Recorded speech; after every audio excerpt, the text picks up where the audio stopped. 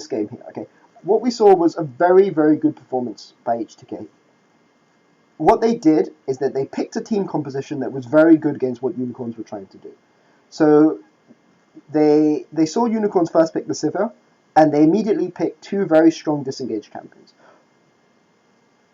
And they pick a Jinx, who they know is going to be weak. It's going to be strong early, but once Sivir Annie hits level 6, is going to hit a bit of a power trough in comparison to Unicorns of Love. They don't fight, even though they're 3k gold ahead, they don't fight Unicorns of Love when Unicorns of Love are in their power spike. They move Jinx to a different part of the map, they just farm safely, wave clear for a little bit, and they play around their weaknesses and the opponent's power spikes very, very strong, very, very well in this game. They ward deep, have very, very strong vision control, and I mean, I can't think of a better word for this. They play smart. They use a tiny little bits of information that the opponent team gives them, such as when they got the first dragon, because they saw Sivir recalling, so they know that they can't be engaged on when they go for the second dragon, the one that's stolen. They go and take advantage of these tiny little pieces of information that they've got. Or the best example here is when they realize that Echo starts red side jungle due to the ward that Unicorns place on their gromp. So they take advantage of these tiny little bits of information and snowball games very, very hard from this tiny piece of information. So these are the two strengths that H2K have. What are the weaknesses H2K have? The main weaknesses H2K have are sometimes that they have all this information, but they don't necessarily make the right decisions based on this information all the time. And this is Odoamne here twice. Odoamne, pushing out his lane with no vision. The first time, I don't know what he was doing the first time, but the second time he's here in his jungle and Thresh is recalling to buy wards and he gets caught out. The time when he was caught out here and they got 2 kills, he has no vision. All their vision was on this side of the map. So they have very good vision control, very good pressure, but sometimes they just make bad decisions. They make silly plays which let their opponents stay in the game long against them. However, I am very, very optimistic about H2K's chances this season. I think that although Fnatic have the best mechanical team, I think H2K have by far the best team fighting team. And provided they don't do ridiculous things like their first loss to Origin, I think that they will comfortably qualify for Worlds this season. And the real fight in Europe for Worlds is between sort of Unicorns of Love and Origin for that third place of Worlds, based on what we've seen early on in this season. But I think H2K and Fnatic are a long, long way of everybody else, despite what the league table might show right now. Okay, thanks for watching. I will be putting out one video on CLG and one video on SK Gaming this weekend. Sorry I've been a little bit behind. There's very high pollen count in summer, and I have very, very bad hay fever, so there's some days when I just simply can't stream. But I hope you enjoyed watching that look into H2K's play, and I'll see you next time.